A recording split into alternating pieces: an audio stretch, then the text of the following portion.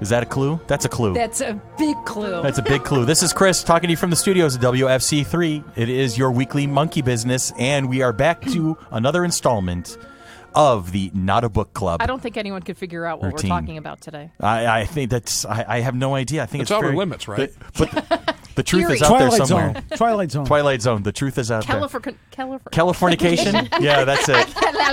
Are we going to go through all of David Duchovny's series at this Red Shoe Diaries? Oh, man, you beat me to it. Does anybody know this song? I've heard this one. Why do I know this one? I like it. I'm just going to dance for a little while. I got a band for David Duchovny. Nice. Don't you love me? Who is this? Bree Sharp.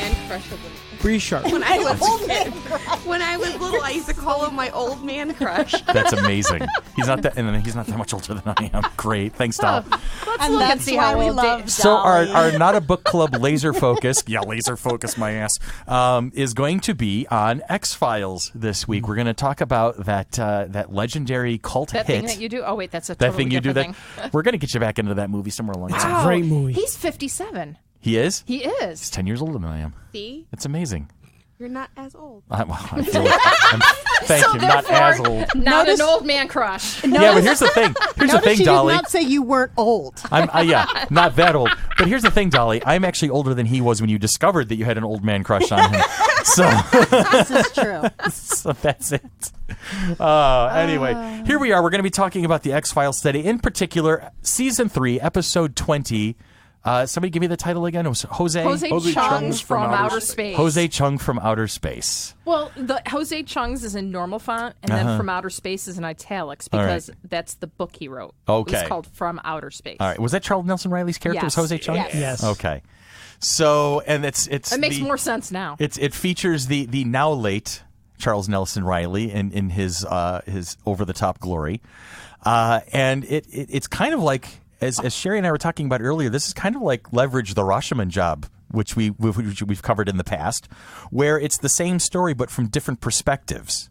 Now, you've got a couple of us here who are not X-Files fans, and a couple of us who are. I've never seen the show. You've never seen it? But it's one that it's always been sort of like I should watch the X-Files. I'd probably like it, but I haven't seen it. And this was actually the first episode I ever saw. Okay, I've seen a handful of episodes of it. Yeah, and it was I was a kind of wild liked ride. it. We'll get into it. I Yeah. kind of liked it, but Okay. feel like I was missing something All right, by and not being a fan going in. I agree with you because I don't think I've ever really considered myself an X-Files fan. I never was gaga over the movie, and like when they did the reboot recently, I was like, okay, whatever.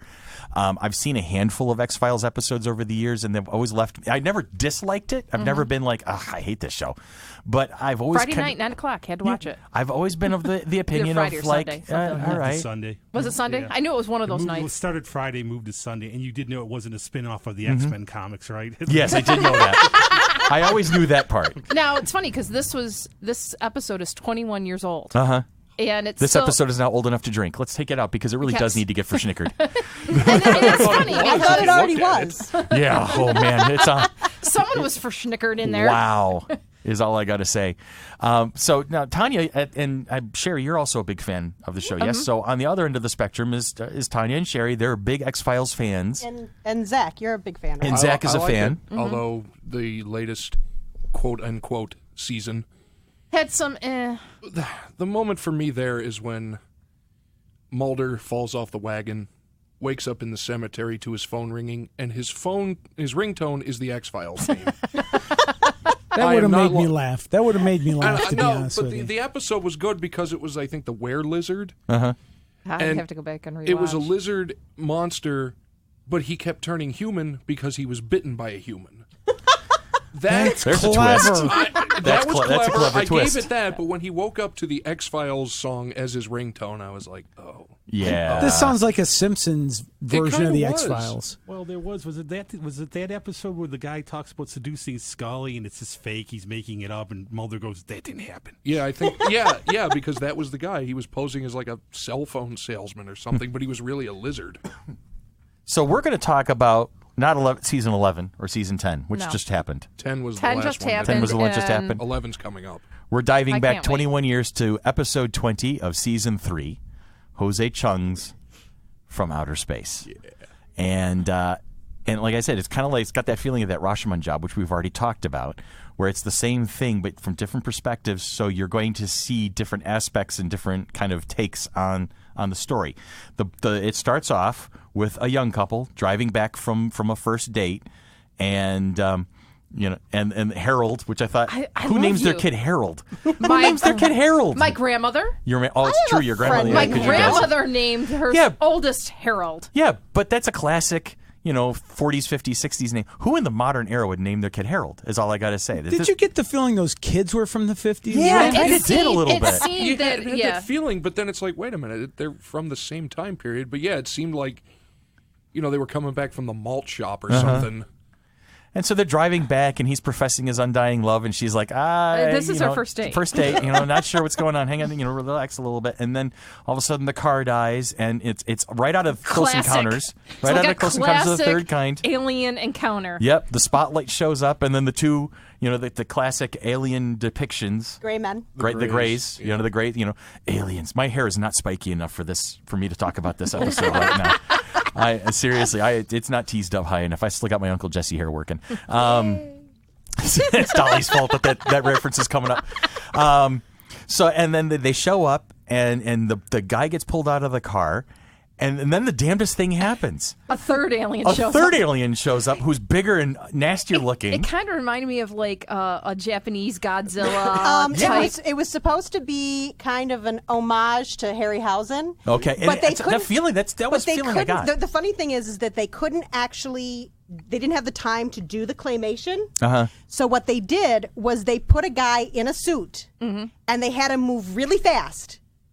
And then they slowed the film down so it looked like it was. I don't know. It definitely looked like an homage to Godzilla. Harryhausen. That was cool though. I did get that feeling of Ray Harryhausen and the stop motion know who animation. that is, Well, so. we're going to have a discussion about that. Okay. We'll make a podcast about Ray Harryhausen, and that'll bring up all sorts of classics movies from the 50s and 60s. But anyway, I think it was funny because for me, I think. To go off track real quick, with Joss Whedon, one of the best things he does is the callbacks. So you have something that pops up, and then there's a reference to it later on in the show or towards the end of the movie, that same line comes up, like with Age of Ultron. You didn't see that coming, was that running line. So with the young couple, they're in the car dies. What are those things? And what are those? How the hell did I? When you see the gray aliens, the girl asks her boyfriend there, what are those things? And his reply is, how the hell am I supposed to know? And then all of a sudden, the gray aliens are taking the guy out of the car, and this big fella, the Harryhausen effect, shows up, and the gray aliens look at each other. Who the hell is this guy? How the hell am I supposed to know? And in perfect, I'm like, what? What is going on here? So that was my first clue that. Why am I watching this? It's like, wait, what? That was like very strange at that point because I don't remember. I remember bits and pieces of this episode from watching it 21 years ago, but then going back, I'm like, man, this is bad. Yeah, this is think bad. bad. No, I don't think bad. It was like the cheese factor was like worse for them. Because you can shut off your brain for 40 minutes. So much of the X-Files show was serious and scary, and this one was just goofy. I loved it goofy because of That's a good word. And when you were talking about the Rashomon job and it being from lots of different points of view, and what really makes it very much a Rashomon episode is the fact that you can't trust any of the narrators. Right. Nobody's telling the truth, not even when you see Scully talking to Jose Chung, because it's from Jose Chung's point of view. Yeah, you don't realize it until after the fact. Yes. That is actually from his book, so you can't really trust anything she says. Mm-hmm. Yeah. So I do like it, except for a couple of brief moments in time, that Scully seems to be the only anchor to reality throughout the whole episode. And I know that was her kind of Scully's role through the course of the show, was to be the skeptic, to be the one who's going to be detached and more objective and look at things more openly and try to be analytical and critical of it rather than just accept it like Mulder would. So, the handful of episodes I've watched over the years, either live or on syndication, she always gave me that the confidence that you could at least relate to this character. And so to see her throughout the course of this, From Outer Space episode, to have that, except for like a couple of moments when you get it, that this is all from different people's perspectives, that's easy enough to figure out. But then, like, when they're doing the autopsy and the way she's kind of analyzing things and going through the motions and whatnot, okay, all right, and then she's questioning Mulder on a couple of things. Okay, I get it. So I tried to just basically watch Dana Scully throughout the entire episode because I halfway through I was like, I know I'm doing my homework. I have to do my homework for the podcast. I have to get to the end of the episode. But I was like, my like, thumb, I'm done. my thumb was on the stop button through most of the second half of that episode. Well, part of it was sort of a nod to skeptics because Chris Carter really always paid attention, and like things like Skeptical Inquirer used to bring the show up. He actually spoke at SciCop, which is over in Amherst, about it's a TV show. Okay. And if you notice, it's held in Class County. That's named after Philip Klass, an aeronautical engineer who's one of the bigger UFO debunkers of the 20th century. Okay. So a lot of it in The Men in Black, which was like a thing probably from Ray Palmer's magazine. That's another the guy thing. Invented it, and so. Because honestly, it was so confusing to me. I want to do a play-by-play analysis like we do for the book club series, but I'm going to have a hard time picking up on what thread to go to next. But having Jesse the Body Ventura as one of the Men in Black with his very erudite and multisyllabic explanations for everything was just like The planet Venus. yes. The surprise of Seen the planet Venus. But the surprise the cameo. surprise of the other Man in Black. The other Man in Black. So through most of the episode, whenever Jesse shows up, you get the implication that there's a second Man in Black there. But you never really get to see him until they're interacting with Mulder and Scully directly, and then all of a sudden you see it's Alex Trebek. It's like, wait, what? Well, and then the funny part is when it cuts back to Jose Chung and Scully talking. It's like, Alex Trebek, the game show host? Yes. It's like, well, he didn't say it was him, but it Looked like him. That blew my mind. Wasn't it? It was the second Man in Black was supposed to be Johnny Cash. Yes.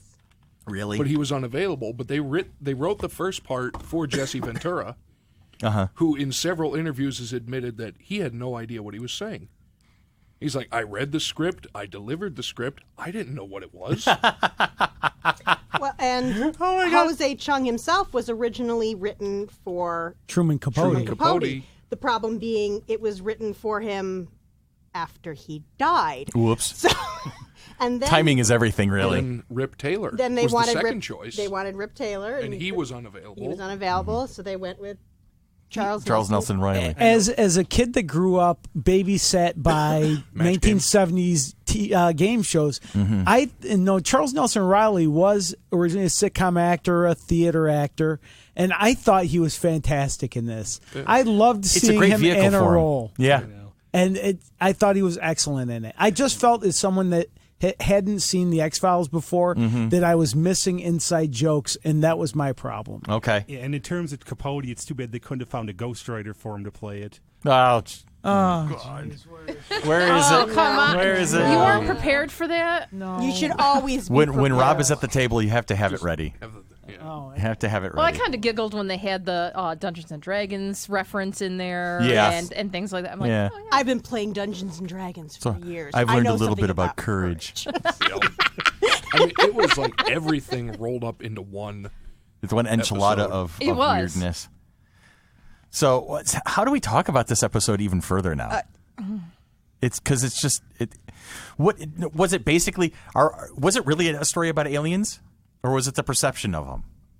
Because were aliens already or was it just by this point in the show had we actually gotten legitimate evidence of it? Was Mulder on the right path, or is it just more kookiness and Mulder was just a conspiracy theorist?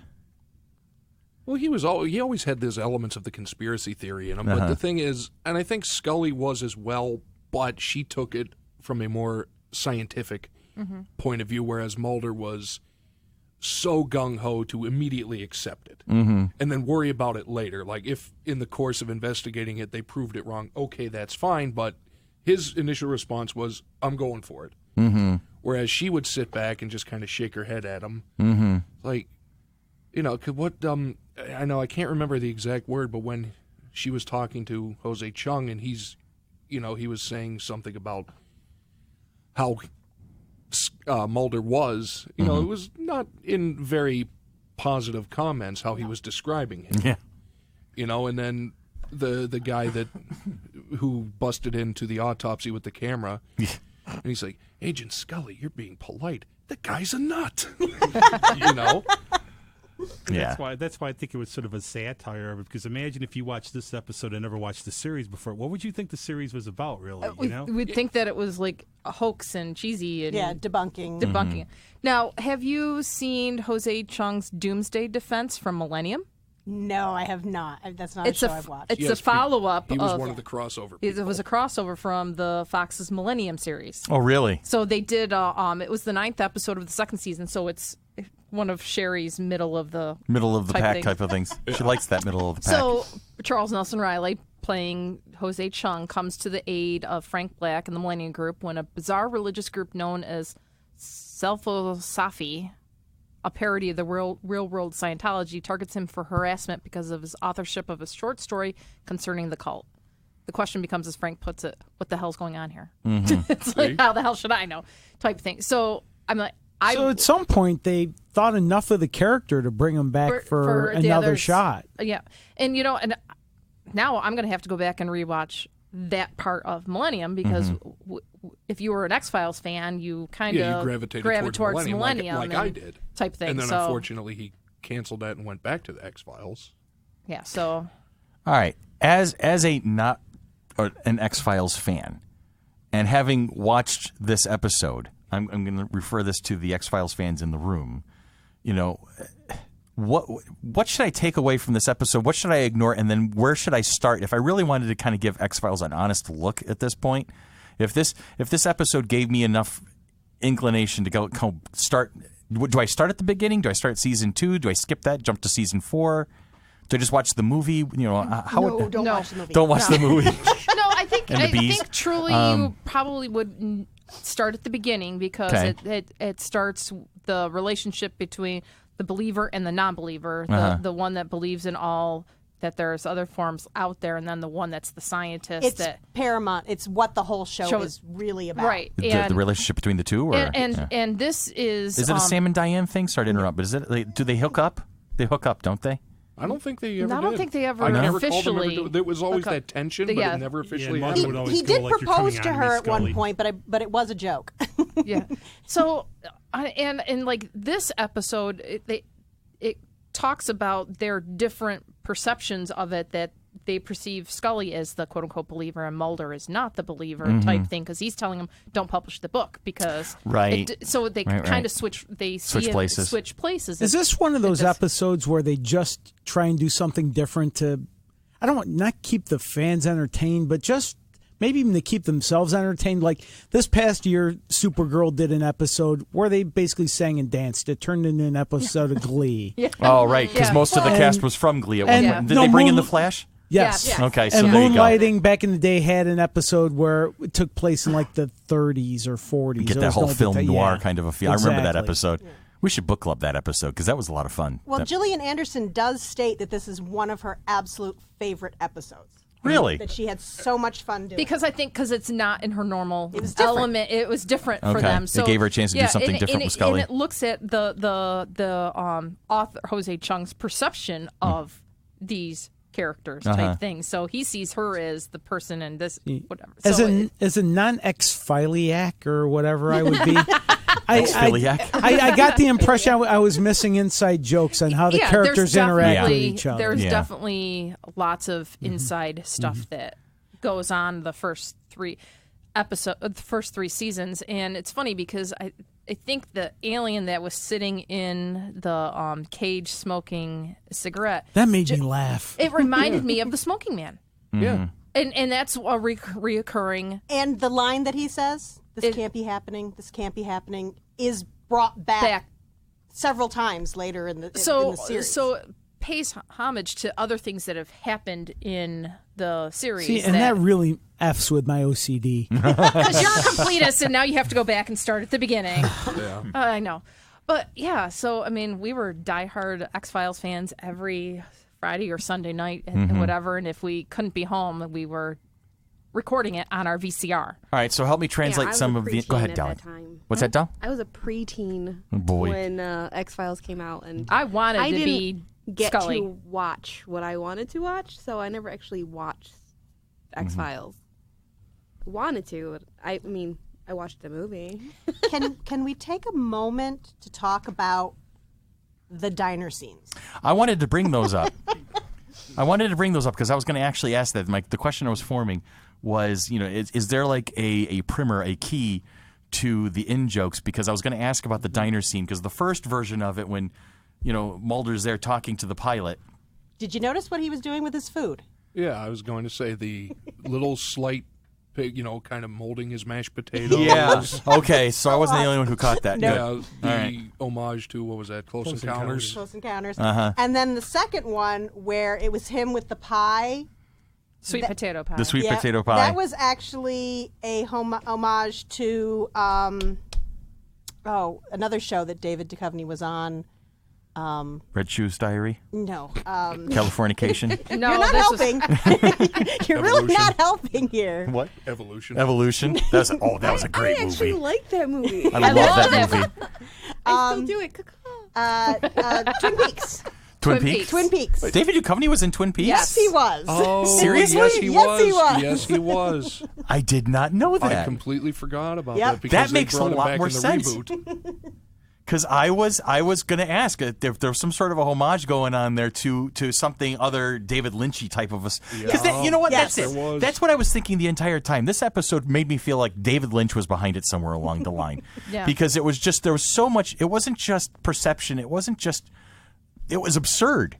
There was That's almost. what I love about it. It was almost like the level of obnoxious.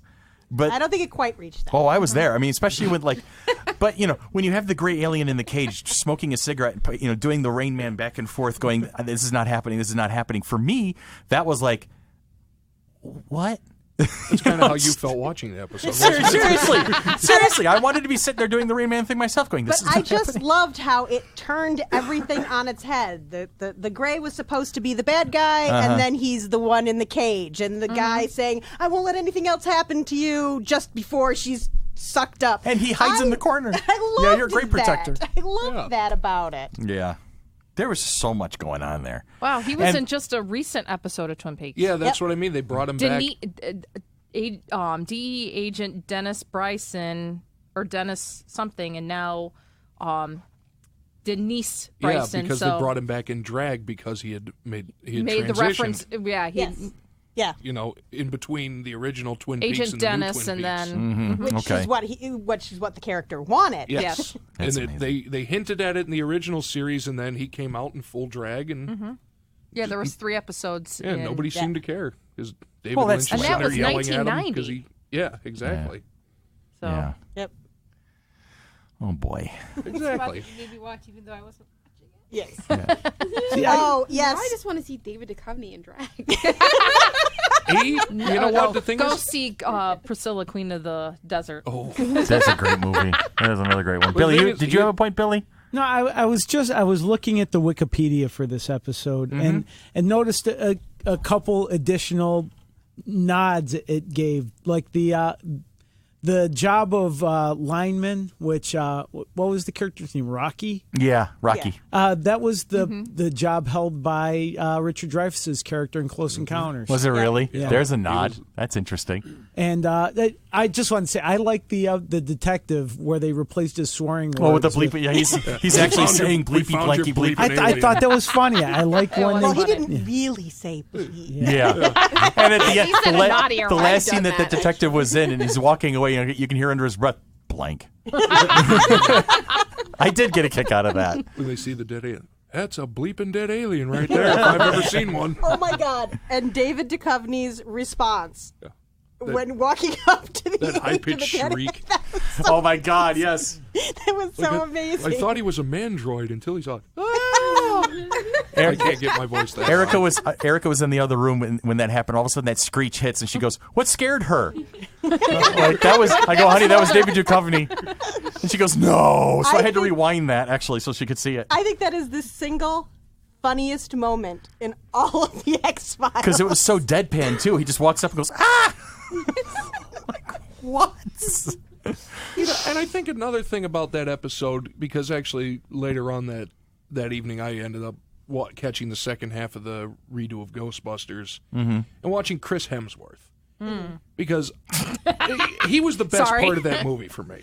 The sandwich thing at the end, but I mean, it harkened there's a reason to watch that movie. That's it right there. It harkened back to me to watching the old Mel Brooks movies, Mel Brooks movies, because it's like they take these serious actors and they let them off the rails, and it's like maybe it's just like a little mental break for them that they can get that opportunity to be goofy, to be silly, something they're not usually permitted to do in what they're acting in. You know, just something different to, kind of blow off a little steam and see that, hey, we can be funny. And I love the inside joke of just the name, Jose Chung. I don't understand. Okay. There was a ongoing joke, ongoing prank going on behind the scenes where one of the people in production would call up, say their name was Jose Chung, and want to know about an unsolicited script that he had submitted. And he would call like at uneven intervals. And just, well, did you get my script? And so it just became this ongoing thing. So then when they needed a name, they chose that name. And then people were confused when all of a sudden they had a script with the name Jose Chung on it. And then they get Charles Nelson Riley to play a guy with a Hispanic first name and an Asian last name. Yep. And so, yeah, that in and of itself was like, well, what?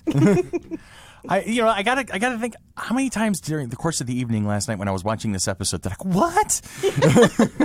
What is going on here? See, I watched it at midnight-ish. Oh, there you go. After I watched the baseball game Friday night and some post-game, and then let me watch this X-Files. I'm still awake, and I don't normally get to stay up late.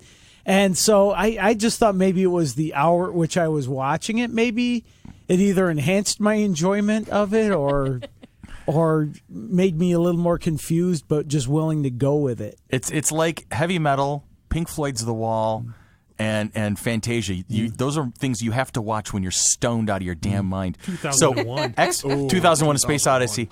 X-Files you have to watch at midnight to be able to get a true appreciation of it. I think I might have to do that tonight. What, get stoned out of your mind? Well, no, it's Sunday. And if it's Sunday, it's Meet the Press. But anyway. But what, watch X-Files at midnight? Yeah, rewatch that episode at midnight tonight and see if it changes anything. Maybe it'll make more sense if I was exhausted. That's the thing. That's going to be the new label, Watch After Midnight. Watch After Midnight. Is that our new rating system? Watch I give it 3 Watch After Midnights. And then the damn thing is we'll have to clarify that because, in essence, what will happen is people will be like, oh, is it not appropriate for children? No, you just have to be really that tired and that weird. No, you have to be... Honestly, that's one of the reasons late night talk shows, the monologues are funnier if you stay up. If you're rewatching it on DVR or back in the old days VHS, it's not as funny as if you're up late watching Letterman or Carson. You laughed harder late at night than you do rewatching it the next day in the afternoon. I agree. My example for that is I've been watching Jimmy Kimmel lately. But I also have an Echo Dot, so I have my Alexa flash report in the morning, and the last thing on the report is she breaks out with Jimmy Kimmel's monologue from the previous night.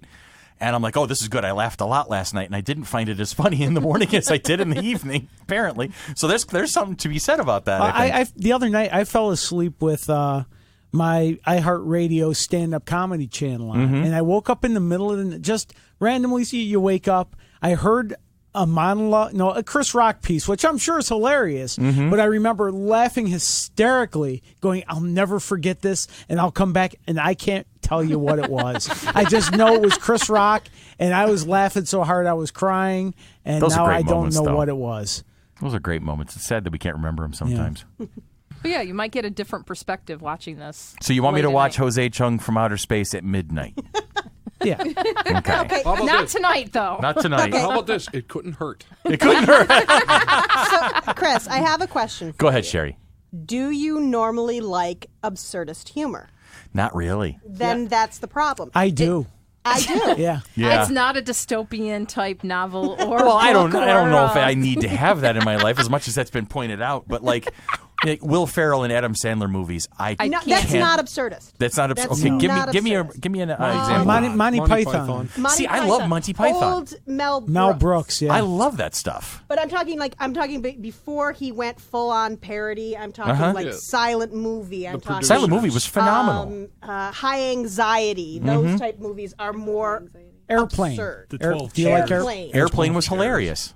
And that's one of those silly. Then you're obviously wrong. You really enjoyed this X-Files episode.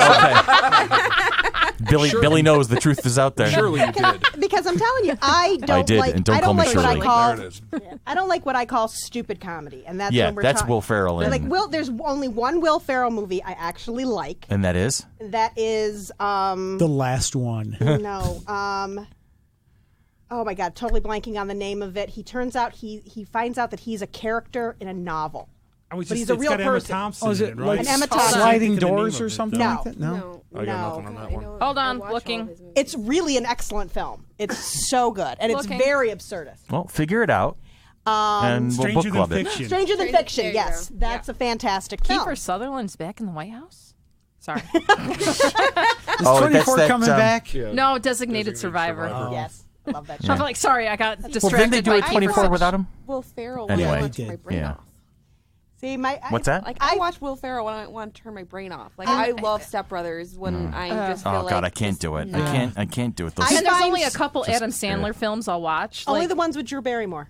yes, 50 First Dates. I don't like Drew Barrymore. The Wedding Singer. The Wedding Singer, and the most recent one that they did together wasn't. I don't know, terrible. but the only other movie I've seen is Happy Gilmore because See, that for me, that it began and ended with Billy Madison. Can I tell you something that I'm very, very ashamed of, but I will tell you anyways, Tanya? Ooh, this would be because I good. love you. Tell us. Tell us. Get I've the dirt. seen Happy Gilmore 7 times in the theater. Willingly? Wow. No, was paid to do it each time, and over By a who? 2-week period. I wanted to die. It was part of my job. Get in the hole. What kind of job do you have that you watch Happy Gilmore 7 I times? used to work for a program where I would pick up people with developmental disabilities, adults, okay. and take them out for the evening. And when I first started, they're like, "Oh, we'll give her a really easy week. We'll schedule her to go take all of her groups to the movies." And I had 7 different groups. and you And had I this. felt this is not for me. This is for them. I let them choose the movie. They Every all chose single Happy Gilmore. group chose Happy Gilmore. It's also why I've seen a very Brady sequel in the theater too. That's pretty. I saw that. I thought that was funny. I enjoyed that. Oh Lord. And we won't even discuss the Cable Guy.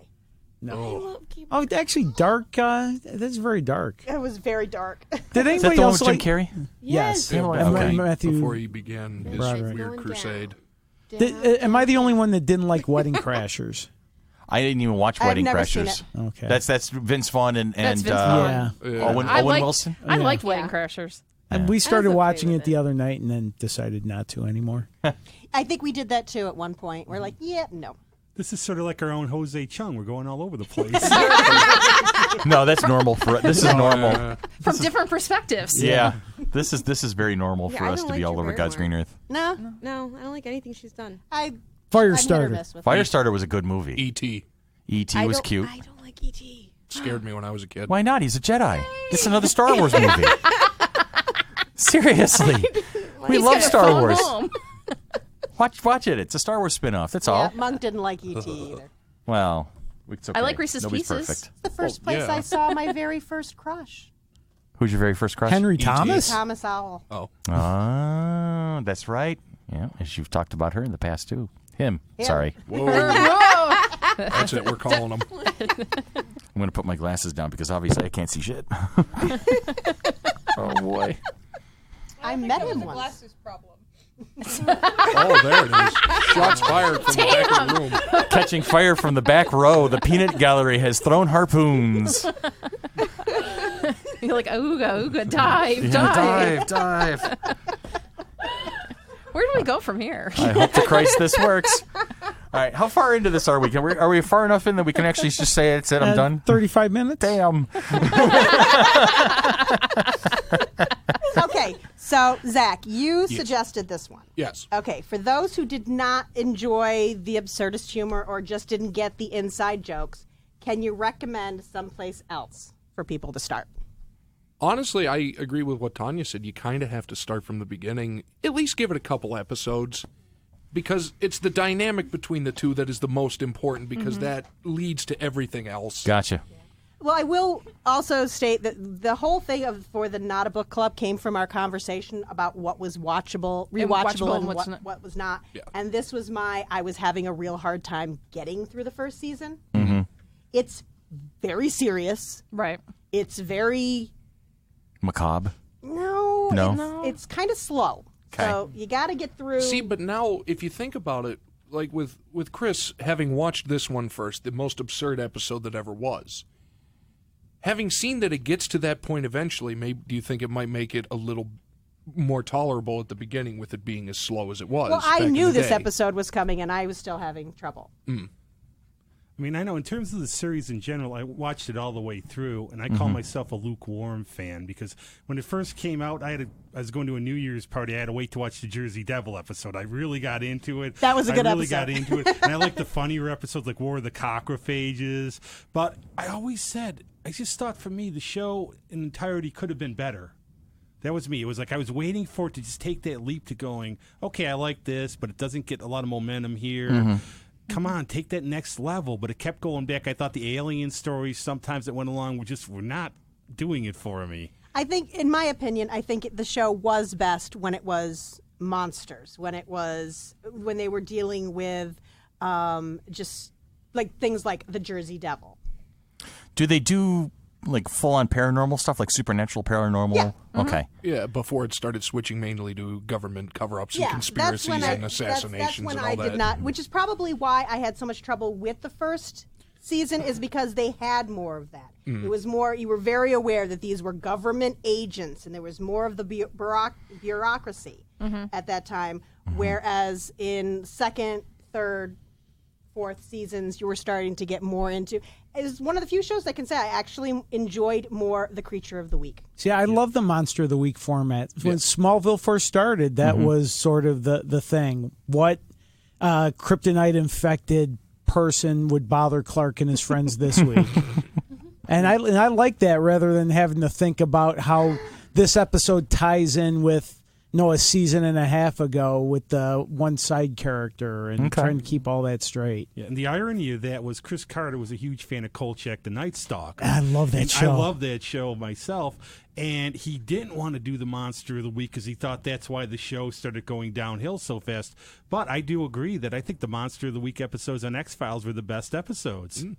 All right, so for those of us who are not X-Files fans, and our introduction to the show was this absurd piece of storytelling, the recommendation is, yes, you're go back, start to the beginning, be aware that the first season is slow and methodical, but use that as a foundation to then go forth into the rest of the story. And be prepared to have to watch something completely ridiculous again when you get about 2/3 of the way through the third season. Yes. But it'll make more sense the second time through, is what you're saying. Yes. Spoil this thing for me. Are there really aliens in the X-Files universe? You'll have to watch and see. No, spoil it for me. I want to know. I want to know. Comic book. Is it a real? Is it because do they eventually like make contact with something, or has it just been one debunking after another? They're not saying a thing. You guys are not.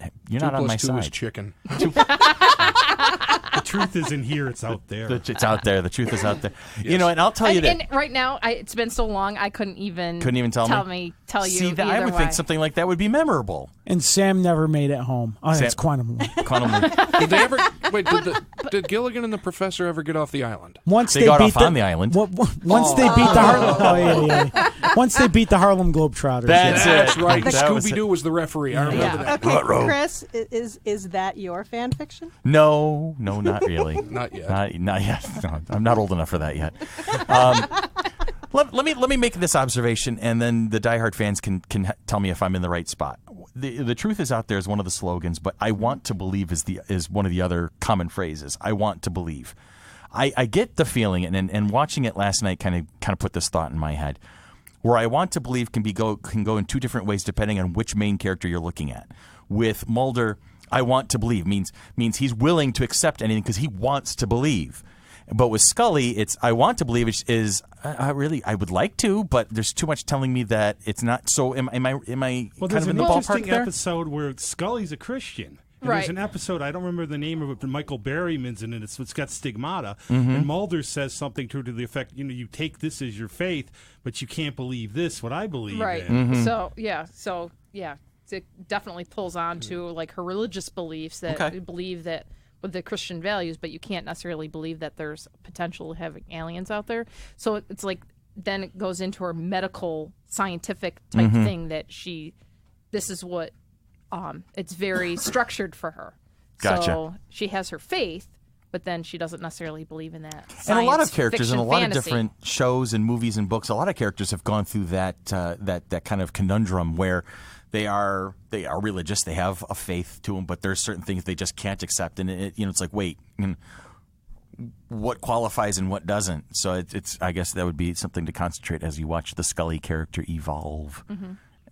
No, but I think you hit the nail right on the head. How did I do that? With the the two different perspectives of the four same simple thing. words. I want to believe. It's like I want to believe because this is everything I've thought about my entire life. Versus, well, I kind of want to, but it's a little far fetched or out there. But no, it's absolutely, and it's like, how do people with two such opposing viewpoints on such an already polarizing thing kind of get along as well as they did for the run of the show and be able to work together in that aspect? Scully's motivation as a character was the fact that this was her job. This was the job she was assigned to. This was her paycheck.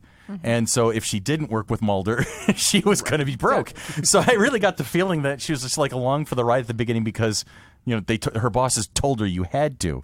Am I wrong in that kind of okay? No, not at all. And then as things unfolded, she kind of, I don't know if she went all in.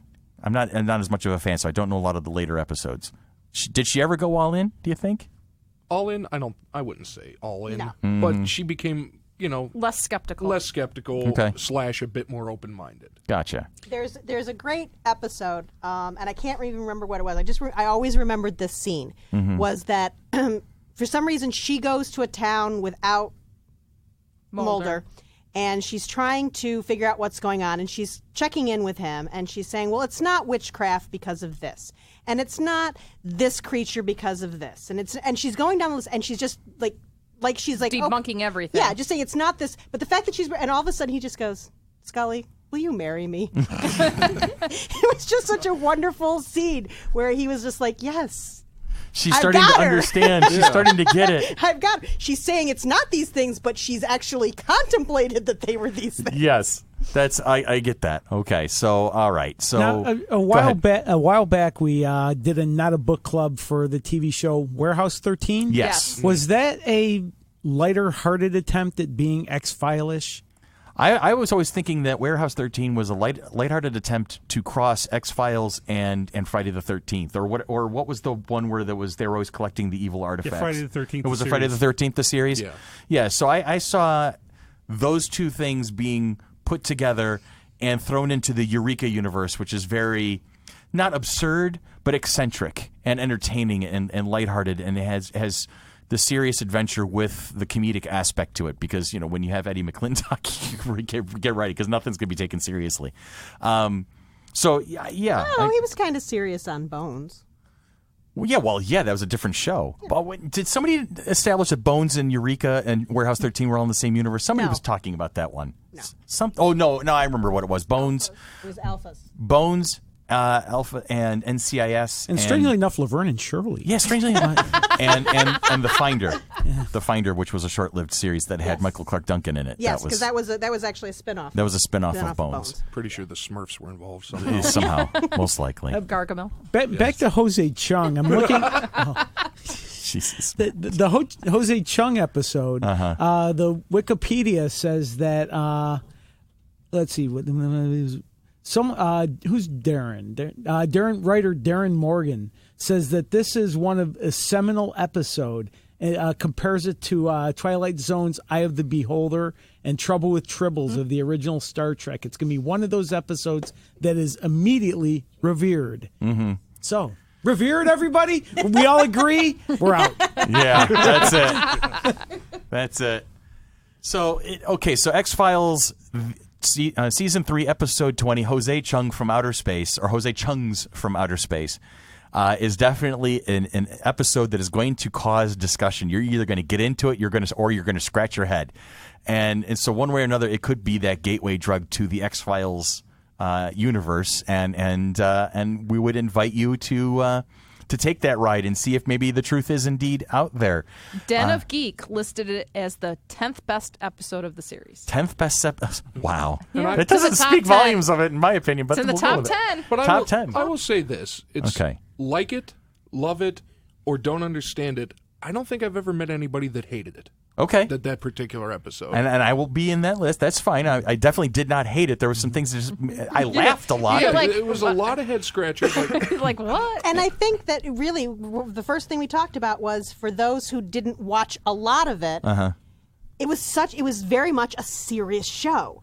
To all of a sudden seeing these characters that you've just spent almost 3 whole seasons with be so absurd was just amazing. Yeah. Okay. So I can see the value of that. Yeah. It's like watching Game of Thrones, and suddenly Game of Thrones does a whole Benny Hill episode. Yeah, You know. that would breaking definitely make an you scratch your head. Excalibur. Yeah. The musical episode of Supernatural. That was a that. great Or episode. any of their They do occasionally. they do or the French Mistake. There it is. Serious, and then you I have guess Changing that's channels. our cue. I think Billy, you're just having some fun. No, I like the Benny Hill theme. That's a great thing.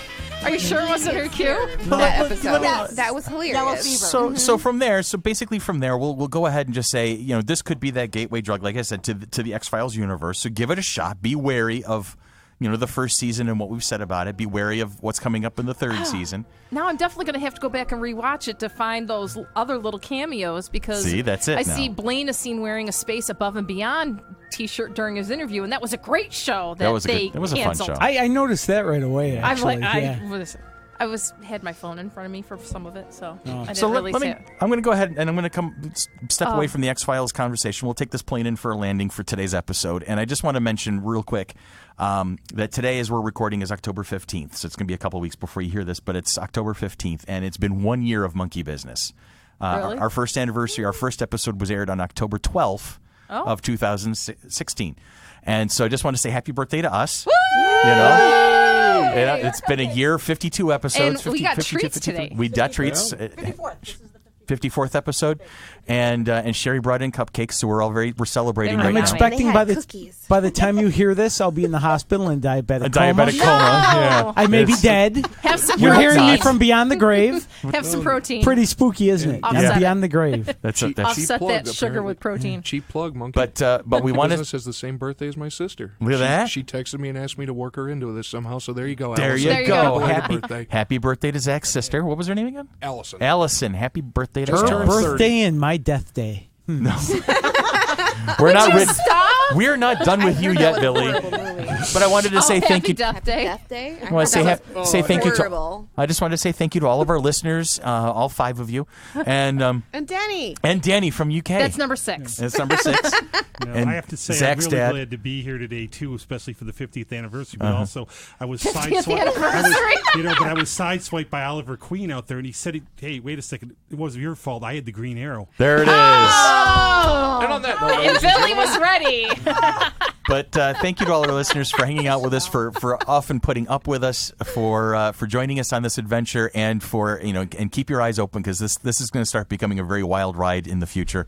We've got a lot of things More planned. so than now. More so than now. We've got a lot of now. things planned. We got some stuff in the Buckle up, works. baby cakes. Buckle up, friends, because this is going to be a fun ride, and we're happy that you're joining us on it. So for Billy, For Tanya, for Dolly, for Sherry, for myself, I am Chris, for Zach, for Robin, for Monkey Girl hanging out in the background. This has been Monkey Business, a product of the Mighty Monkey Corporation. Purveyors and producers of the Flower City Comic Con, coming at you June 9th and 10th of 2018 at the Rochester Riverside Convention Center. Follow us on Facebook. You can find us in the search bar, FC3ROC. And if you're interested in advertising or maybe sponsoring us, we can take all questions and comments through email. Sponsors at FC3ROC.com. Have a great week, and we'll see you next Wednesday.